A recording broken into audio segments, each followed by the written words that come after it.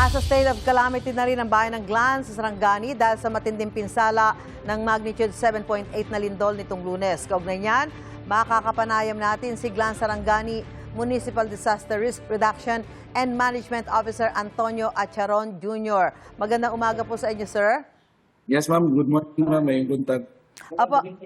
Pakilarawan nga po kung gaano katindi ang iniwang pinsala ng magnitude 7.8 na lindol dyan po sa inyong lugar. So, affected siya, ma'am. No water, walang kuryente, tsaka walang signal. Isolated kami dito. Tapos yung mga private buildings, yung ibang buildings nag-collapse. Opo. Doon sa mga infrastruktura po, sir, ano po yung mga may matinding epekto ng lindol? Yung municipal hall namin, ma'am, nag-collapse na talaga siya, ma'am. Kanina sabi niyo parang isolated, ano? Bakit po? Kumusta po yung access dyan sa lugar niyo? May mga lugar ho ba na hindi madadaanan dahil napinsala yung tulay o kaya naman yung kalsada ay nagkabitak-bitak? Yes, ma'am. So, going sa north, ma'am, going to connection with Jensen, may mga around 400 meters na hindi pa naaayos.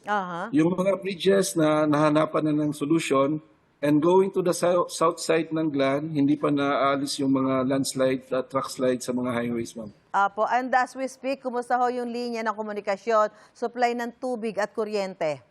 Yes, ma'am. Yung tubig, yung sinabi kanina, kulang namin ng potable water. Yung kuryente, wala pa rin kuryente. Yung signal, unstable sa internet, tsaka yung sa mga cellphone companies, ma'am. Opo, at sa ganitong mga pagkakataon, napakahalaga po na nagpa-function ng mga ospital. Kumusta po ang mga ospital dyan? Operational naman po ba? Yes, ma'am. Operational naman yung provincial hospital natin, ma'am. Opo, ito po ba naranasan nyo na pagtama ng ganitong kalakas na lindol? First time ho ba dyan sa kasaysayan ng Glan, Sarangani? So, nung 2023, may 6.8 na yon. Tapos, yung bago lang, 7.8. So, medyo, sa experience namin dito, yun yung pinakamalakas. Apo, at so far, kung ikukumpara nyo ho yung sinasabi nyo na 6.8 at itong 7.8, ano ho yung extent ng damage? Pareho ba o mas may matindi ho yung ngayon? Mas grabe ngayon, ma'am, kasi na-isolate talaga kami, ma'am. Tapos yung mga barangays, isolated din po sila, ma'am. Apo. Ano po ang inyong latest casualty doon sa mga kababayan nyo dyan?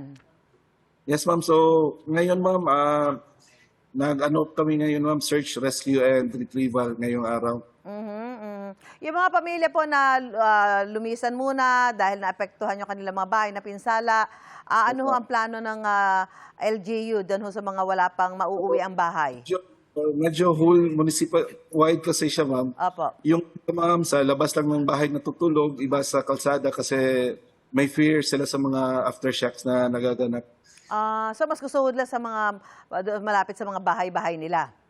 Yes, ma'am. Sa labas ng bahay, sa labas mismo ng bahay, ma'am, ba? Yung, kasi marami pa rin aftershocks na nangyayari. At napaparatingan naman sila ng tulong kahit pa hindi sila pumunta sa mga evacuation center? Yes, ma'am. Kasi yung evacuation center, ma'am, nasali din na nasira. Napinsala din. So wala din sila talaga malilikasan. Wala din gustong pumasok na evacuation center kasi konting yanig lang, tatakbo agad sa labas. So mas pinipili nila na sa labas na lang ng mga bahay nila. O Yes, yung ma'am. open. Open field. Open, ma'am. Tapos maglalagay na lang po sila ng mga tent. Ganun po ba? Yes, tent, foam, mga ganyan. Sofa. So, yun po yung mga kailangan ng mga kababayan natin. Anyway, maraming salamat po, Ginoong Antonio Acharon Jr. Siya po ang Municipal Disaster Risk Reduction and Management Officer ng Glan, Sarangani. Sir, mag-iingat po kayo dyan. Yes, ma'am. Thank you din, ma'am.